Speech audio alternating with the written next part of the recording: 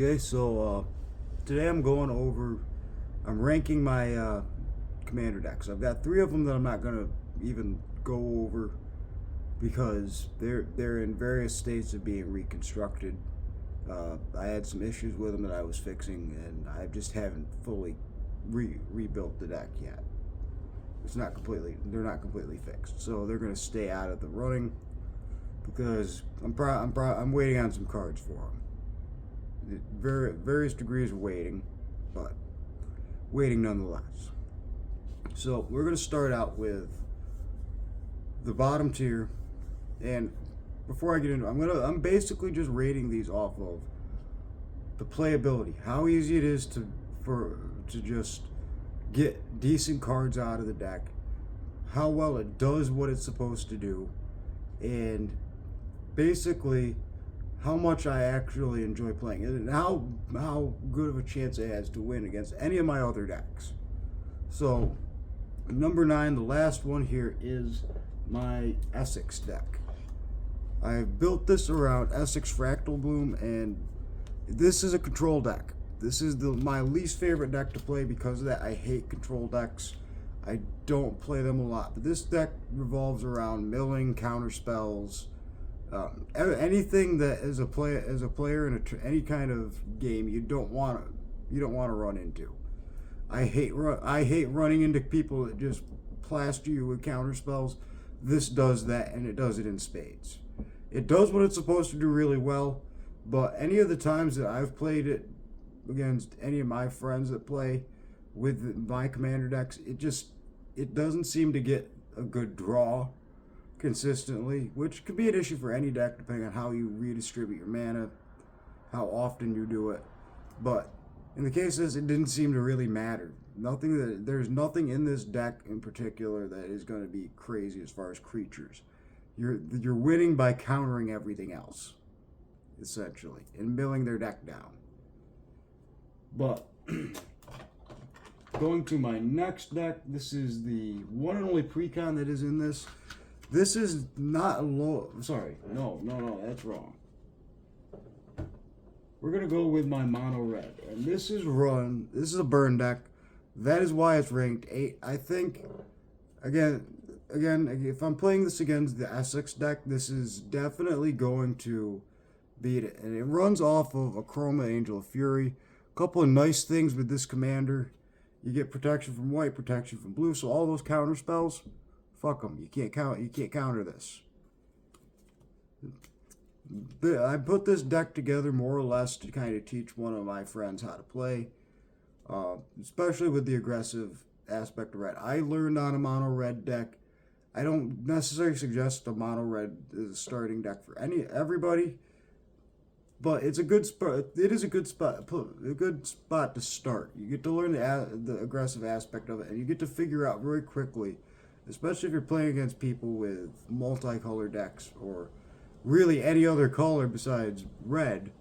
Mono red decks are burn decks because they go very quickly. You're not in it for the long haul. And that in all reality is more or less why I rank this 8, because if it could last a little bit longer, if I had focused a little bit more on the longevity aspect of it, maybe. But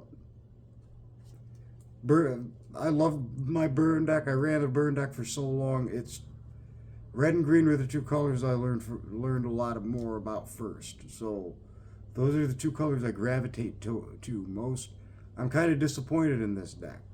I should have been able to put together a lot better mono red. I don't know. So the next one is one that I've put together fairly recently. Now this deck, it can be worked out. This is I call the God deck. The ranking 7 is the God deck, run off of Bane, Lord of Darkness. And this commander, as long as my life total is less than or equal to half of my starting life total, he's indestructible. He's a 5/2. Whenever a non-token target creature I control dies, target opponent may have you draw a card. If they don't, you may put a creature with card with equal or lesser toughness from your hand onto the battlefield. So I can play stuff out from my hand without having to pay for it. It's a black, blue, white deck. There's definitely issues with it I gotta fix. I haven't played with this one in a while, despite the fact that it's one of the more recent decks I've built. So I'm kind of forgetting a lot of the abilities that I've put into it. I just know that it's one that, in this case, it's less enjoyable to play just because I slapped it together. But that doesn't mean it cannot win. I've definitely come close to winning with this deck in the few times I've played with it. It's just not one that I keep coming back to. And in regards to how it can perform against my other decks, I've got some that are just absolutely beating the crap out of this one. Like, it's not even close. Not a fair fight whatsoever. So, for that reason, this deck is number 7. Coming in at number 6, we are going to see the first deck that has a lot of flip cards, a lot of transform cards. This is a fun deck to play with at times.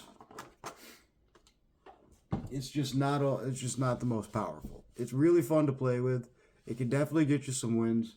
And this is my werewolf deck, where it's green and black, off of Baba the Saga, the Night Witch as a commander. I got one of the funky arts for it. And this basically works by sacrificing permanents. This is a deck that is focused around the strength of the green creatures and being able to remove opponents' creatures from the battlefield, while sacrificing your own, and a little bit of creature token generation and a little bit of graveyard play in there as well. So I can pull stuff back out of my graveyard if I sacrifice it, which is a good thing to do if you're going to sacrifice. You have a deck where you're running around sacrificing your shit, unless you can win based off of solely sacrificing your opponent's creatures or whatever, or your own creatures to do whatever to your opponent. Yeah, I don't find it really worthwhile to just sack without being able to pull stuff out of it. You got to be able to keep creatures on the battlefield to keep your opponents off of you. So now, number 5 is fun. This is the first deck we've seen that runs with a Planewalker, and this runs with Nicol Bolas, the Deceiver. This is a fun Planeswalker. It basically just to gain 3 life. For him to gain 3 life, his top ability, each opponent loses 3 life unless they sacrifice a non-land permanent or discard a card. So you're removing stuff from the battlefield, and you're gaining 3, or they're losing life.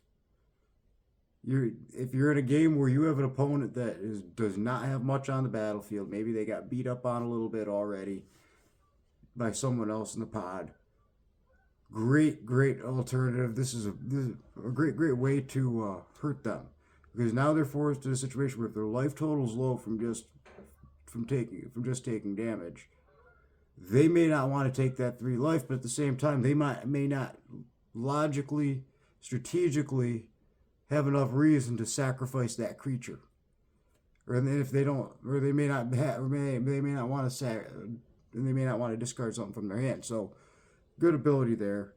-3, you destroy target creature, draw a card. So again, destroying creatures, getting rid of people's stuff. And the big one, -11, Nicol Bolas, the Deceiver, deals 7 damage to each opponent, and you draw 7 cards. So he gives you a little bit of card draw. This is all about aggression mixed with a few counter spells in the blue. I didn't really go too hard with the blue creatures in this, but the few that I have are a little bit bigger. This deck can win games, but the thing is, you have to be able to pull the right combos, and that's why it's not ranked a little bit higher, is that getting those combos at times can be a little bit tricky. Had a lot of instances where I'm looking for a destroy target creature because I can't pull Nicol Bolas out yet, and I just can't get it, or I can't get a counter spell, or to set me up to try to save my creatures to be able to do damage. or I can't get whatever card for whatever combo. It's a little bit more frustrating to play this if you cannot get the draw. If you get the draw, if you get some good cards in your first hand, in your hand first right off the gate, you're gonna good game to your opponents. But not necessarily my best work here. It's definitely something that I'm gonna have to come back and revisit, probably fix it up a bit, but it's not the highest priority.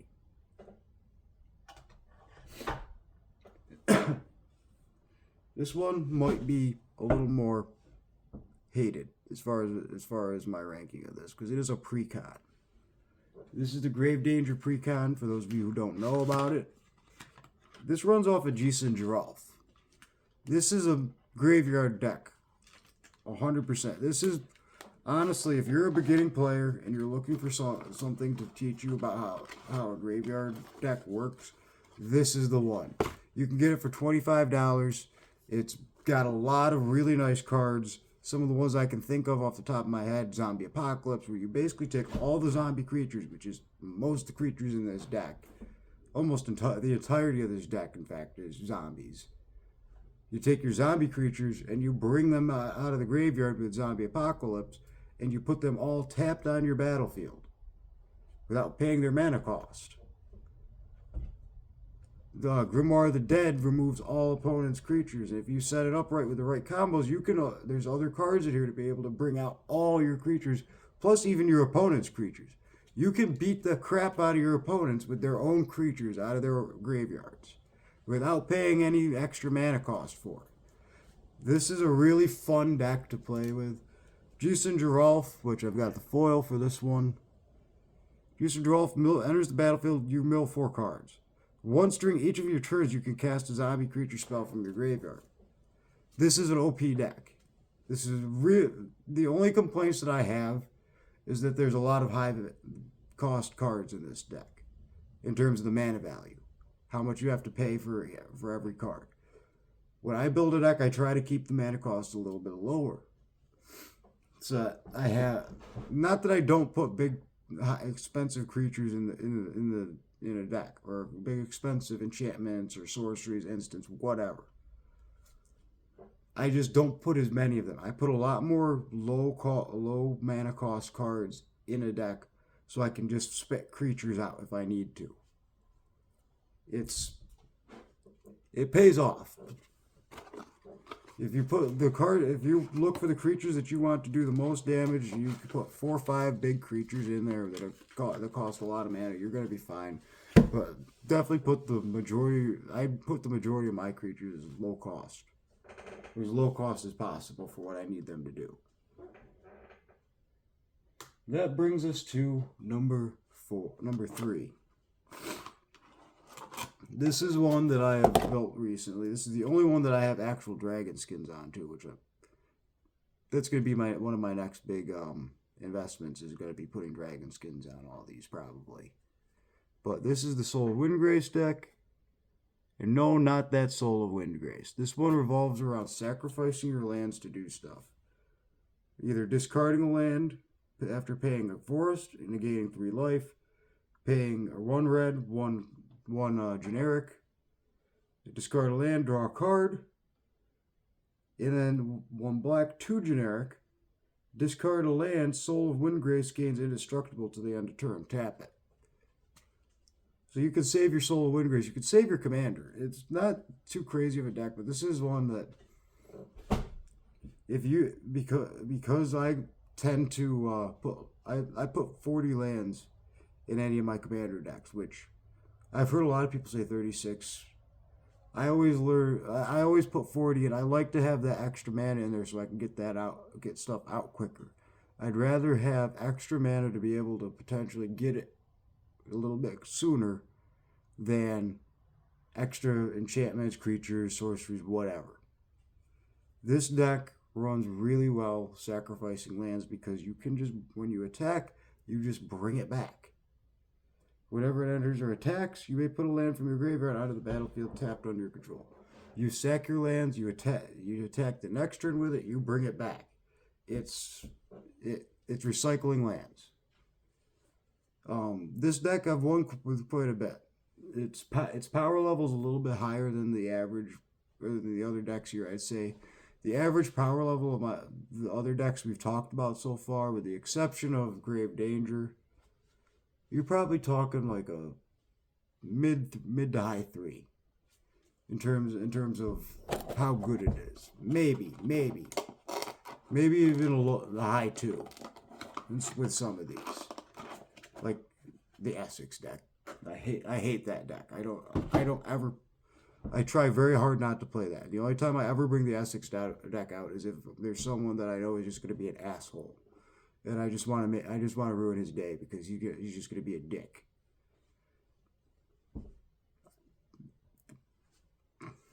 I think we all do it. So that brings us to our last two. Up until recently, number 2 was actually my top deck. And I'm just going to pull the commander out here. This is my mono green deck. This deck revolves around a few things. The commander gives all tapped creatures, so all my attacking creatures, Death Touch. It gives all my other untapped creatures, so this doesn't get either of those abilities. So there's a loophole to get around this. But all other untapped creatures get hexproof. I also have Aura and Frostfang to double my chances of having Death Touch if I don't want to play my commander, or I can't take the commander damage, or it's just too expensive to play them, whatever. But this also revolves heavily around 1/1 counters. I am making everything bigger. And to do that, I've got the Oran-Rife Hydra, which comes in as a 5/5, and for every forest, so it's a mono green deck, for every forest that I play, it's two 1/1 counters on it. So a 2/2 counter. I have Bristly Bill Spinesword that every time I play any land, that is a 1/1 counter on a target creature, so I can make things bigger. And that's besides the artifacts and other enchantments that I have, like Blanchwood Armor, that is a 1/1 counter for every single forest that I control. So this deck is really powerful. When I start going with the building things up, it's very difficult to shut this down. You have to be able to wipe the board somehow. And if I build up enough, it can be very hard to do, because I don't have to rely on just the landfall. And then small ability in there, literally only one creature that does it, but I did it because I had the landfall. I was just looking for landfall in general. And eventually there will be more similar landfall effects put in. Grazing Gladeheart. 2 life, you gain every land you play. So this can be a very, very difficult deck to beat. The one that I have found that beats it easiest, for several reasons, is the new deck that I have built. I built this Thursday night, so 4 days ago or so. But this built off of Gonti, Lord of Luxury, with Death Touch. Enters the battlefield, look at the top 4 cards of target opponent's library, exile one of them face down, then put the rest on the bottom of their library in a random order. For as long as that card remains exiled, I can look at it, I can cast it, and I can spend any mana as though it were the mana type to cast it. Crazy good commander there. He is a 4-drop commander too, so it's not too expensive to play him. But this deck revolves around exile, creature destruction, and pumping out 2/2 black zombie creature tokens. This is a really, really nasty deck, because there are so many different exile cards, and one card in particular that I have got, if I can find it in here, that I just absolutely was in love with the second I got it out of the booster, is the Death of Gwen Stacy, which I'm not finding it. Shit. Yeah, I might not be able to find it. I'm going to try, though.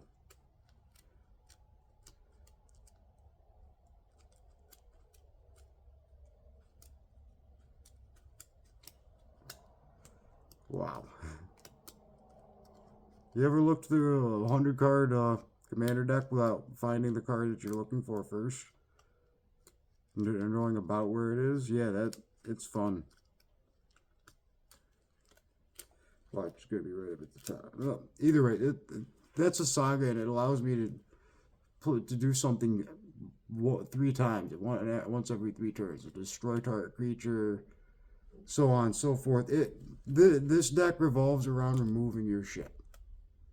This deck is the one that does not want you to have anything. And that it does incredibly, incredibly well. That is why it is the top deck, because that is the mono green and the mono black are the 2 best performing decks that I have out of all 9 that I just showed you. 900 cards there. They have the best of the best cards in them too, I think. Mono black probably could use a little bit of doctoring up, but mono green, there's only a few things that I'm thinking of in particular to put in that. Otherwise, it's pretty well set. So that's all my commander decks that are active and playable, ranked out right now. I think the next one that I build is going to be a mono white, and I might even just film the process of me building it, because when I build a deck, I have a tendency to be able to put together a pretty good deck in a pretty short span of time. So I might just film a video of my whole process going through putting that deck together, and then if I can get someone over here when I have time to record, maybe we'll play a game with it to kind of show you how it performs. So, we'll see you guys next time.